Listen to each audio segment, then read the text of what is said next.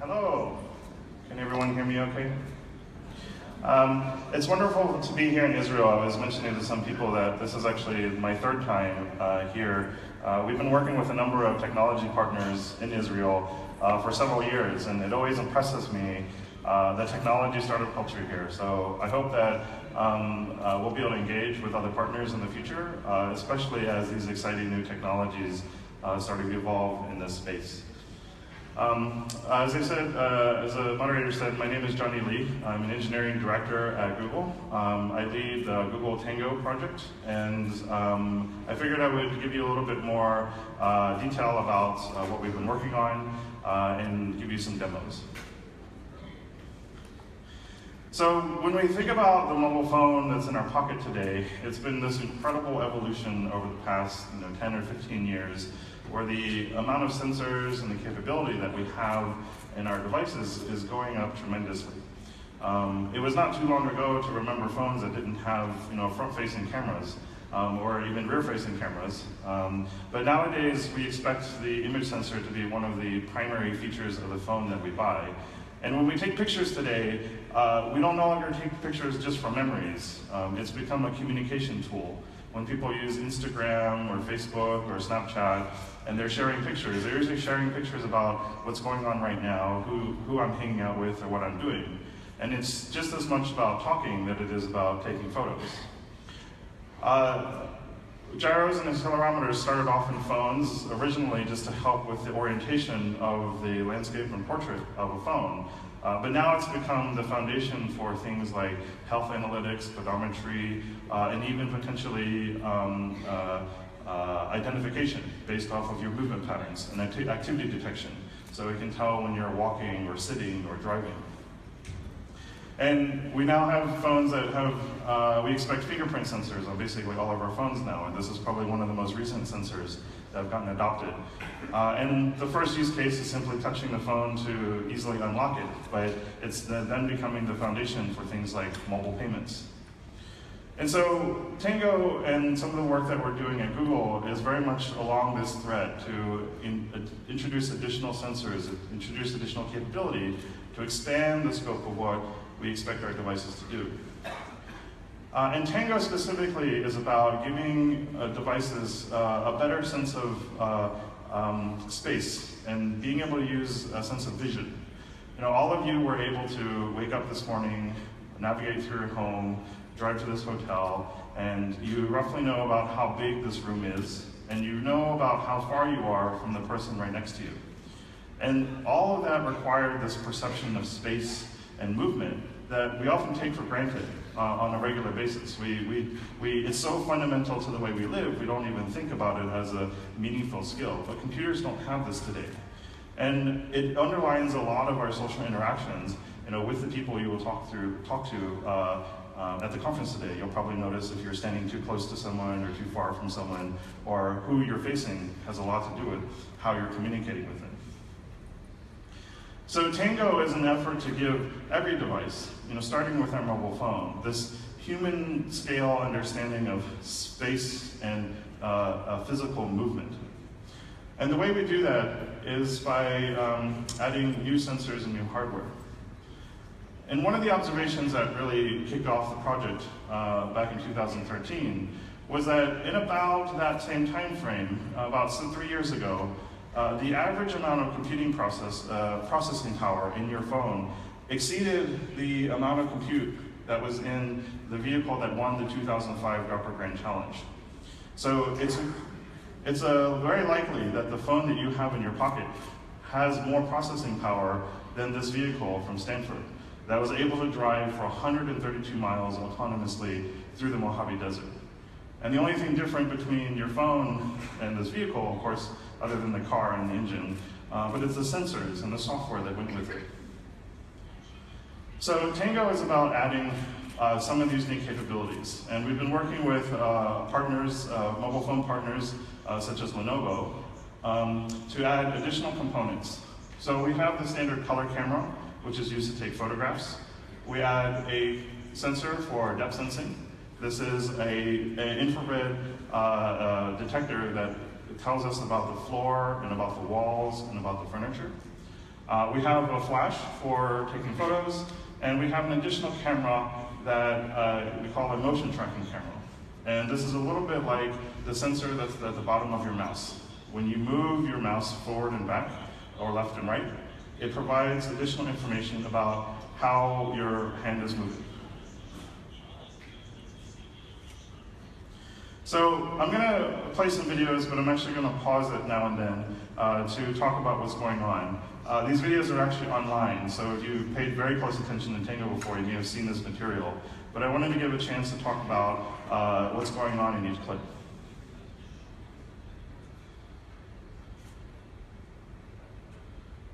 Oh, actually, I'm just going to use this.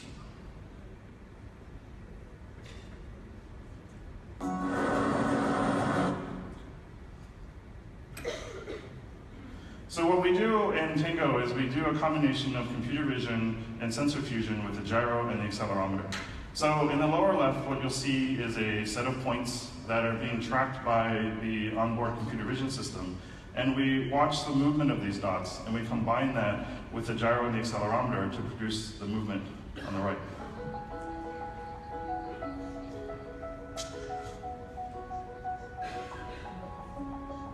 Now, when we actually start to walk through spaces, we can actually start to produce the movement trajectory of the device on the right. And it's not just a 2D path, it's a full 3D path through an entire building. So this is actually a 5-story building the person's walking through. And we can start to use that information to feed into game engines like Unity. And so here we're actually leaving footsteps in the snow.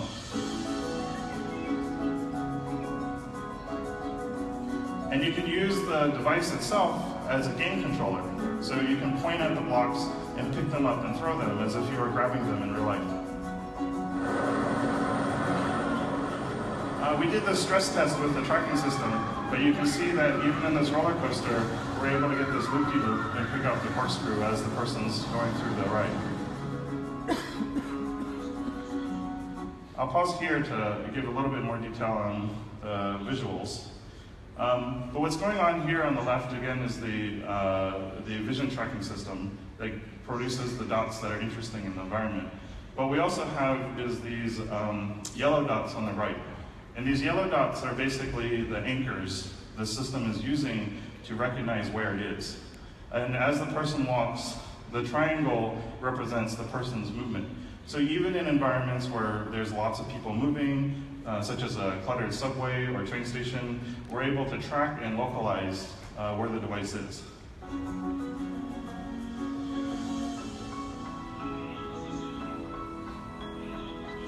As a test, we also put our devices on a helmet, and you can see this downhill biker.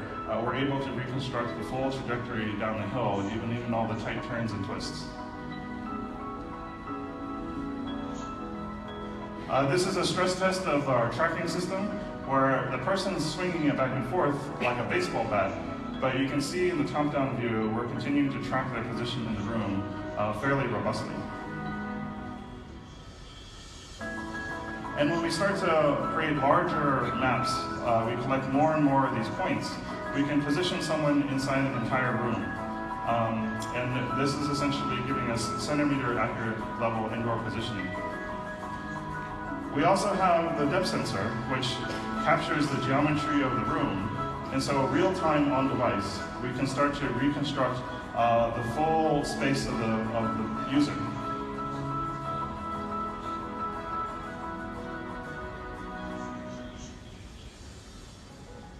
And when you combine all these pieces together in a handheld, you can start to lay down augmented reality overlays that respond to the physical surfaces. So here the markers realize some of the floor is horizontal and the cabinets are vertical.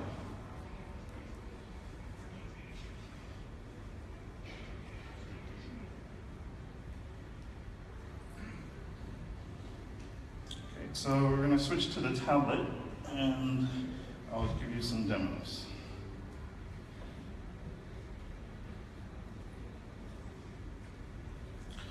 Can we get the video feed from the tablet?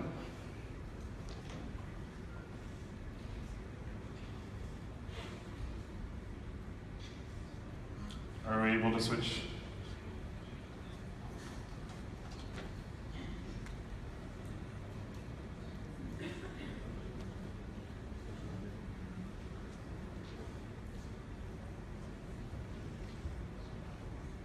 We had tested it earlier in the morning. So.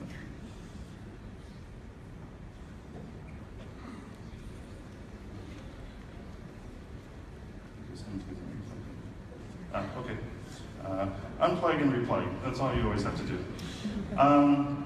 So this is our development kit that we've had on sale for about 1.5 years. But this is actually an early dev kit.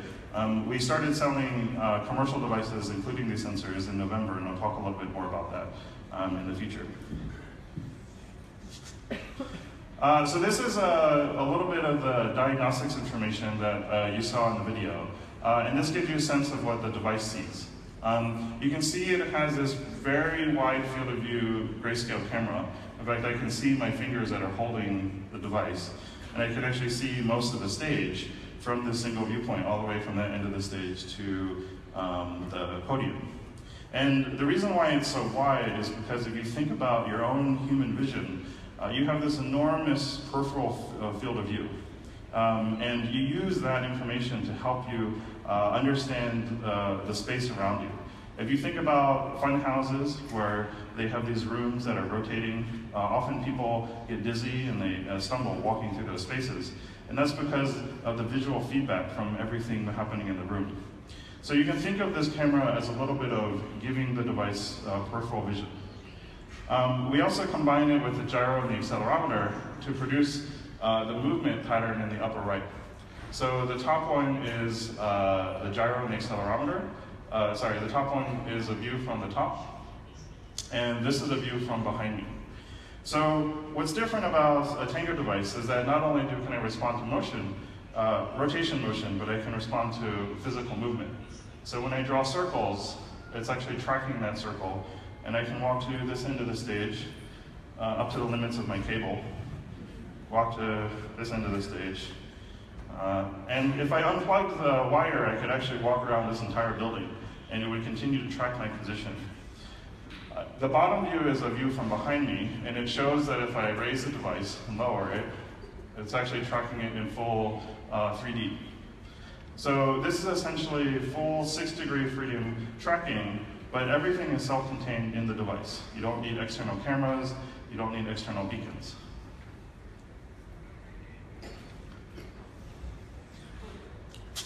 One of the simplest things you can do with this, with our sample code, is hook it into a gaming engine like Unity. And this is an homage to a world-building game that I built as a demo on top of the system. And I can open up this 3D menu, and you can see the menu is actually floating in 3D, so I can look at it from different angles. But I can click on this ground block and just use the device like a pointer. And I can point in the ground and add these blocks of dirt and grass. So wherever I point the white cursor, it'll lay down a block. Now I'll switch to the brick one to create a foundation. This. And then add a second layer for pillars for windows. And you can see that it's actually pretty quick and accurate. And I can focus pretty much just on where I want the blocks to be. And I can even target the edges of the blocks to go sideways. And cap off the door. And lastly, I will add a little simple wood roof. So I made this tiny little house. It's effectively floating here in the middle of the stage, so I can look at it from different angles. But what's also really neat is because it's in full 3D, if I squat down, I can get inside the house and start adding a little bit of furniture. I don't have miniature chairs and tables, so all I have is this stone block that's a little bit like a countertop. But I can lean out the windows to see what's going on here, and lean out the window to see what's going on here. So you can imagine, this is a simple tech demo to help inspire game developers to build on top of it. But you can imagine a multiplayer version of this, where both of us are building and deconstructing blocks or bricks, or even turning your whole house into kind of a fantasy land where your kids have different territory throughout the entire house.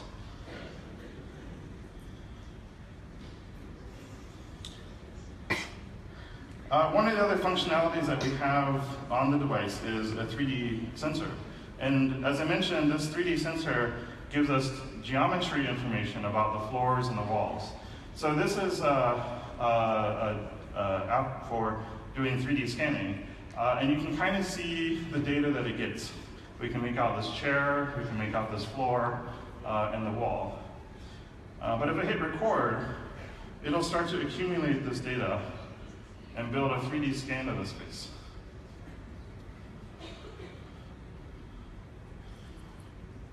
And it's a little bit like painting with a flashlight or a paint gun, where I have to move nice and slow, I move up and down, make sure I get good coverage over the whole scene. And let me just add the podium in so we have something interesting on the stage. Most stages are flat, so they have a very limited amount of interesting furniture on them. And we can come over here and try to get more of the chairs to the limit of the cable. So if I hit stop, it'll stop the recording, and I can kind of get this 3D view of the stage here in front of me. And I can do this top-down view, and you can see I could get an estimate of how long and how wide the stage is, and the geometry of the house. So in a lot of professional scenarios, this is useful for floor plan generation or even event planning, such as this, where you just want a quick capture of the space. Now, you can see that the geometry is relatively rough, and there's a lot of color variations, because this is what we can do in real time. But if we allow the system to post-process the data, we can get much cleaner furniture, much cleaner colors and texture. So these are just some examples that I did of our hotel lobby last night. And you can see that it smooths out the geometry a little bit and gives you a much better 3D capture. But sometimes you don't actually want a full 3D model of the space. Only a few professionals really know what to do with all that geometry. And sometimes you just want to know something like, well, how wide is the stage? So what we can do with the exact same data is use the camera and the depth sensor data to simply drop down anchors. And I can measure the width of the stage, like that. Right? So it looks like it's about 3 meters wide. If I want to measure how tall the ceiling is without a ladder, I can simply click on the floor and click on the ceiling, and it tells me it's about 5.5 meters tall from the stage floor, like this. One of the other cool things about it is that it's not just a line measurement tool, but if we have a block and say we want a cabinet here next to this podium, I can sort of draw out the space beside it, make a square, and you can see it actually tries to maintain nice right angles, but then I can also create a 3D volume. And it represents the space next to the podium, and I can take a picture of this and take it to a furniture store and find out where I can buy shelves that are about this size, and it keeps all the measurements there for me in a nice single image. So just like this. Now, obviously, you can start seeing applications where the ability to know how big something is pretty valuable, especially when you are going to buy something. And so we already have a set of partners from the retail space that are starting to build apps that allow users to shop by size. So say, for example, we want to add some additional chairs to this stage, but say the manufacturer for these particular white chairs are no longer available. And we want to go to the store and try to find some options. So let me see if this chair works. This looks like a nice bar stool.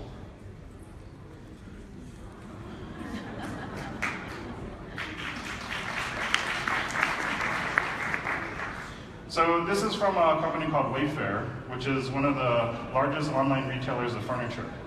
And what they did is they created their 3D assets and put them in this app and used our SDK to place the chair on the floor. Now, what I can do here, though, is I can squat down and see how tall the chair is. And I can see it's actually quite a bit higher than these other chairs, so it's not a very good match. The speaker who would sit on this chair would be, a good head height above the other ones. So what I'm going to do is maybe pick a different one. This one looks a little bit shorter. So let me rotate this so we get a better sense of how tall that particular chair is.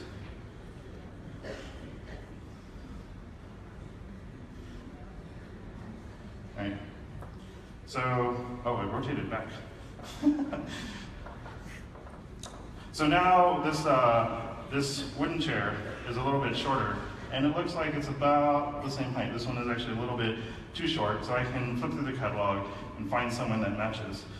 We'll find one that matches. I don't have to worry about the purchases I'm making, about being a little bit too high, too low, or too big or too small.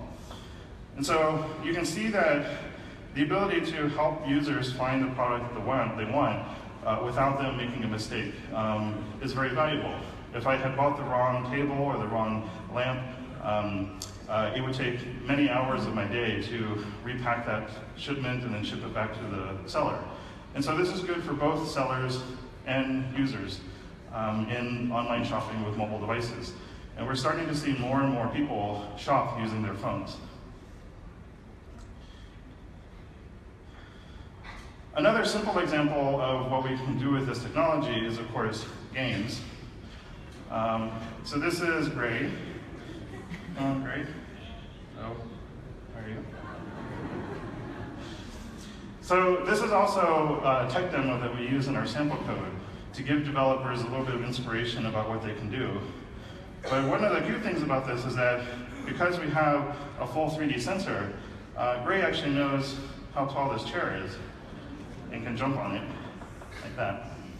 And so he'll respond to the environment. Oh, he's cleaning himself, I guess. But I can make him jump down and follow me through the space. So with a little bit more intelligence and a little bit more game design, he can actually run around the house and potentially even one day play hide and seek.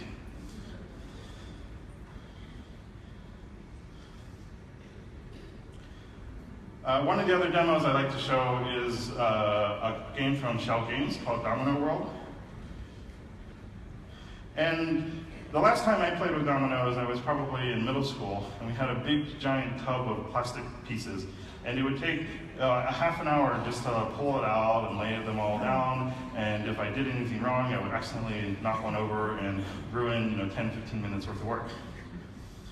So what this app lets you do is it uses all of the tracking system and the depth sensor to figure out the floor. So I can simply do something like click on the ground and drag out some dominoes like that. And obviously I can hit start and it will knock the dominoes down. But that's not so interesting. So I can open up a virtual toy box with a bunch of stuff I couldn't possibly have in real life. So this is a toy plane that will get kicked off by the dominoes. And I'll have him start off this Godzilla toy. And this one is the one I like, but you'll find out what he does soon. And I'll add just some fireworks dominoes, which don't exist in real life, but that'd be cool.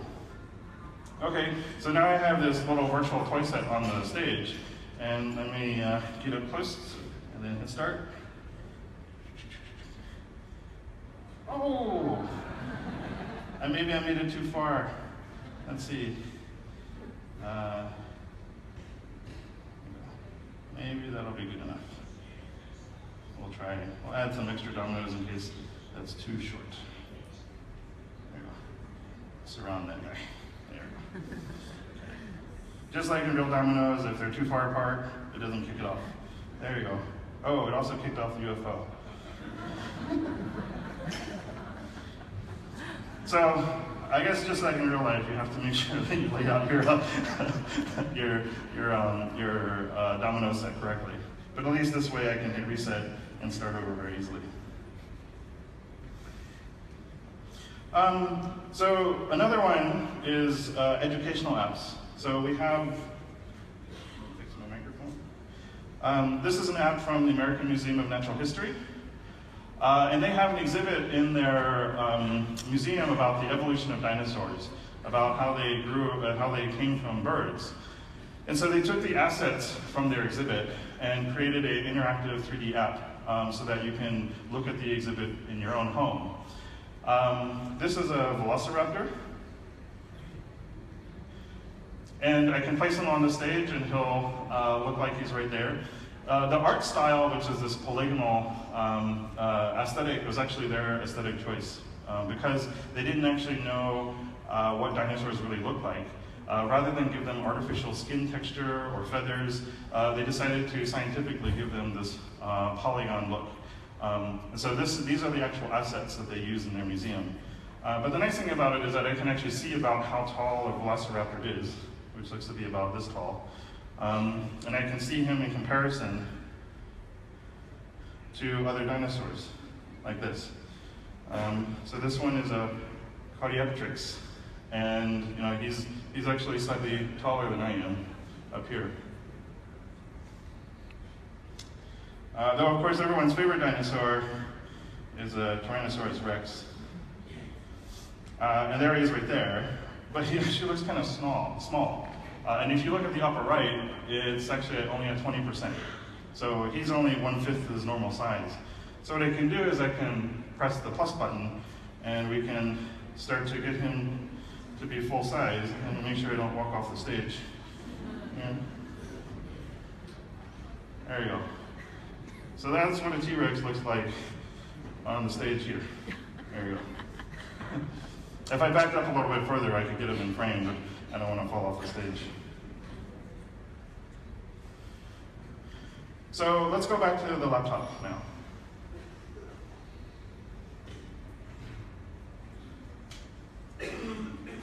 So those are just a few examples of what we have actually a sample code. Most of those are sample apps that people can build applications on top of.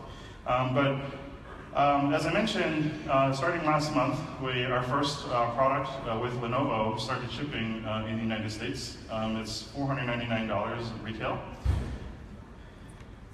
And we launched with 35 apps in the Play Store, built by partners like Crayola, Hot Wheels, some game studios that built top-down shooter games.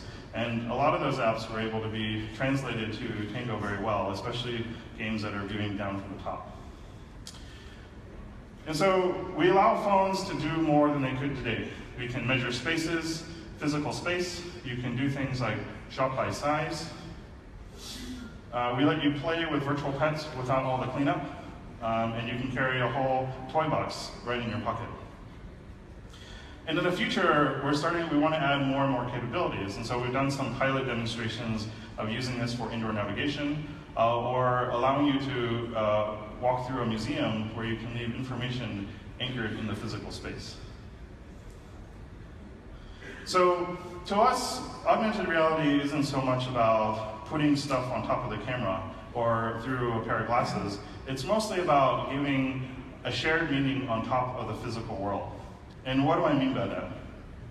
Well, you think about Pokemon Go. Of course, it had, almost everyone in this room, if you don't know about Pokemon Go, you should probably play it, because there's a lot of people that know about it. But it did have an augmented reality view inside, where they tried to put Pokemon on top of the camera. But in my opinion, what really made Pokemon Go exciting and made it so popular wasn't so much that compositing technique. It was really the fact that it put a shared layer of meaning on physical spaces. And so when you have a crowd of people that go to a landmark like this, it's not so much the AR view, it's the fact that all of these people care about the same physical space. And the interactions between all the people and that social component is really what made it exciting. And so when we think about augmented reality and information overlay, we're mostly talking about putting information in a shared space. So when I put a dinosaur here, we all understand there's a dinosaur here. And that understanding, that shared understanding in this entire room is what's really we're trying to achieve. So the other part I want to talk about is Daydream. And this is Google's VR headset that was shipping in November with $79, mostly focusing on this headset, which was designed for comfortable usage using fabrics from clothing designers.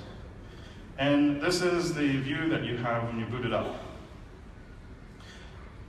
Google has a large number of assets that help in the VR space, or good assets for the VR space. So this is a capture from our Street View VR app, where you can use the controller to navigate through spaces.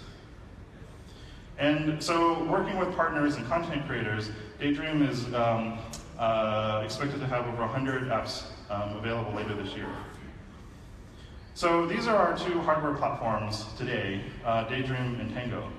But this is how we view the current market, right? This is the early days of all of this technology, and we're still very much on the left side of this chart, just as cell phones were 20 years ago. And we expect to see over time, as the market starts to invest in these technologies and make them cheaper and smaller, that for one day we could eventually create essentially the 6-degree freedom mouse, that lots of our products would be able to position themselves and move themselves through space. And so just like GPS was invented and came in just a small number of phones, as services started to be built on top of it, we started having much more indispensable capabilities like GPS, maps and navigation, and nowadays with services like Uber, you can push a button and a car will show up. And there's no way we could have imagined this when the technology was first created. And so we very much think that we're in the early stages of this technology. And just like other fundamental pieces of technology where you understand speech, natural language, speech recognition, or being able to have a car safely navigate through spaces from point A to point B, or more ambitious challenges of autonomous artificial intelligence like DeepMind, we feel like this sense of space is a critical part of how we interact with each other, and will be a critical part of how we interact with our computers. So I'm going to show you one last video. I won't pause it quite so much to explain what's going on because I'm a little bit running out of time. But I'll let it play, and I'll try to add a little bit of commentary. And this is about things that we're still working on but aren't quite ready to ship. So we not only can map small rooms, we can start collecting, understanding where we are in very large spaces. So this is a Zurich train station covering 500,000 square feet. And this is a 30-minute trajectory from one of our Tango devices. So when we have this ability to position ourselves accurately within very large spaces, we can start prototyping ideas like indoor navigation with breadcrumbs that literally look like they're on the floor in front of you. Or can take you to the front door of the store that you want to be at. We've been working with researchers to improve the ability to capture geometry outdoors. And so this is a capture of an area in Zurich using the cameras on device. And with additional photogrammetry techniques, we can get more color, more texture, more detail from the objects around the device, and combine this with the geometry you saw before. Since the world is not a static place and things move, we can combine multiple scans and start to come up with a model of just the static geometry. And with post-processing, we can start to improve the quality of the captures that we can get from the device. So these are all results from the latest build of software.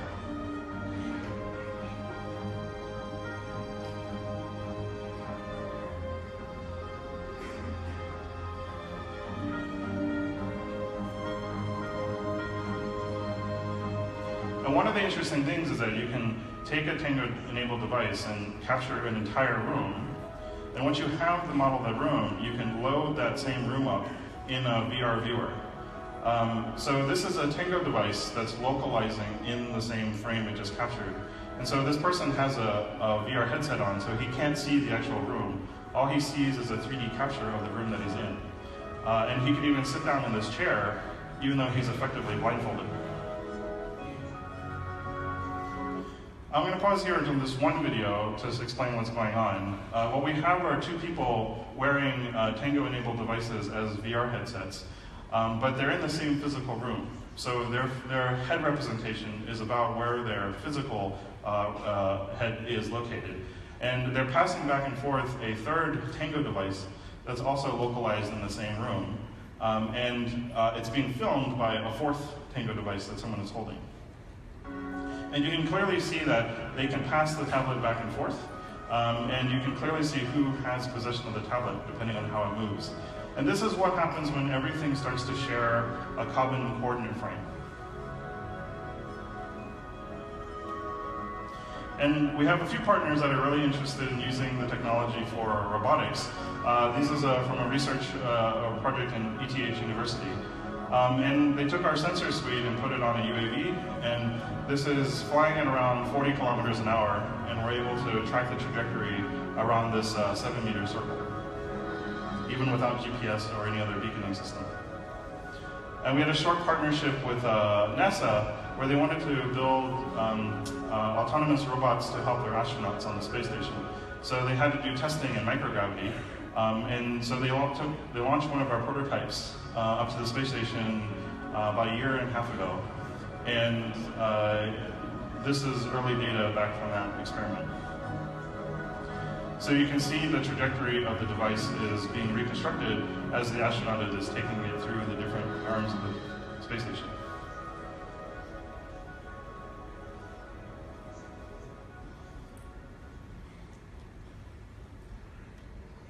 So we hope that one day we'll be able to create products that allow people to stand up and walk around stories without any wires or tethers. That will perhaps one day be able to help people navigate, visually impaired, people who are visually impaired navigate spaces they're unfamiliar with and give them a greater sense of independence. Or help people find each other in urgent situations, or even if you're at the shopping mall and you simply want to meet up for coffee. Right now, GPS doesn't work well enough in malls or indoor spaces, so that you have to describe where you are. Like the ice cream shop is to the right and there's a shoe store to my left. Perhaps one day we'll be able to help the industry provide better logistics for package delivery through autonomous drones or ground vehicles. And one day help robots be a better collaborator for their human counterparts. And so, as we think about the future and some of the capabilities of all these technologies, and combining things like Daydream and Tango, we're definitely excited about the future. And so we're excited about being here. I'm happy to be here in Israel, having a chance to chat with some of you as partners, and I think the future is exciting. Thank you very much.